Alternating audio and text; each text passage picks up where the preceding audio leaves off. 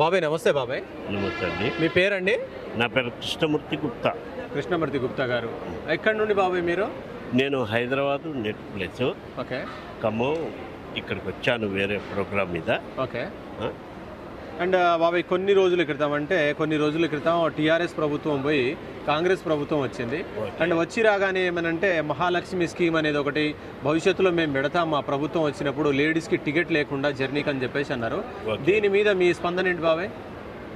వాస్తవ రేఖలను చూసేటంటే రేవంత్ రెడ్డి గారు సూచన మేరకు వారు ఇచ్చినటువంటి హామీల ప్రకారంగా మొట్టమొదటి వారు చెప్పినట్టుగా మహిళలకు ఉచిత ప్రయాణము కల్పించే విధంగా చేస్తా అని చెప్పాడు. దాని విధంగా కూడా మహిళలు ఎంతో సంతోషపడుతున్నారు. మన తెలంగాణ రాష్ట్రంలో ఉచిత ప్రయాణము అనేది చాలా సంతోషపడుతున్నారు. అదేవిధంగా కూడా వారు కాంగ్రెస్ ప్రభుత్వం చేపట్టిన అటువంటి వారు వాగ్దానాలు చేసినటువంటి 6 దాంట్లో ఒకటి అయిపోయింది, ఇంకొక 5 కూడా చేస్తారనే నమ్మకం కూడా ప్రజల్లో కలిగింది.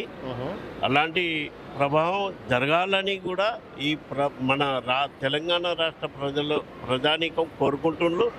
చేస్తారనే భావనతోని కూడా ఓటు వేసి కాంగ్రెస్ పార్టీని గెలిపించిండ్రు. రేవంత్ రెడ్డి గారిని సీఎంగా చేశారని మేము నమ్ముతున్నామండి. అయితే ఇప్పుడు లేడీస్కి ఫ్రీగా బస్ సౌకర్యం అనేది కల్పించారు. దీని మీద మీ స్పందన ఏంటి బాబాయ్?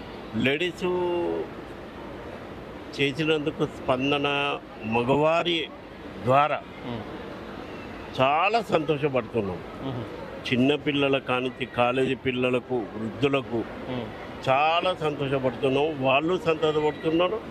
మన తెలంగాణ రాష్ట్ర ప్రజల్లో మగవారు కూడా సంతోషంగా ఉన్నారు అని నేను భావిస్తున్నాను. ఓకే బాబాయ్, థ్యాంక్ యూ సో మచ్.